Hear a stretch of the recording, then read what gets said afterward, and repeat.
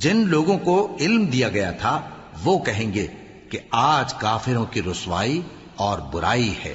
ان کا حال یہ ہے کہ جب فرشتے ان کی روحیں قبض کرنے لگتے ہیں جبکہ یہ اپنے ہی حق میں ظلم کرنے والے ہوتے ہیں تو مطیع و فرما بردار ہو جاتے ہیں اور کہتے ہیں کہ ہم کوئی برائی نہیں کرتے تھے، ہاں جو کچھ تم کیا کرتے تھے اللہ اسے خوب جانتا ہے۔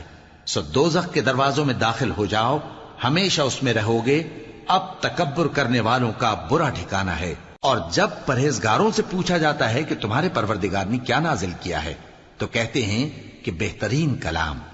جو لوگ نیکوکار ہیں ان کے لیے اس دنیا میں بھی بھلائی ہے اور آخرت کا گھر تو بہت ہی اچھا ہے، اور پرہیزگاروں کا گھر بہت خوب ہے۔ وہ بہشت جاویدانی جن میں وہ داخل ہوں گے، ان کے نیچے نہریں بہہ رہی ہیں، وہاں جو چاہیں گے ان کے لیے میسر ہوگا۔ اللہ پرہیزگاروں کو ایسا ہی بدلہ دیتا ہے۔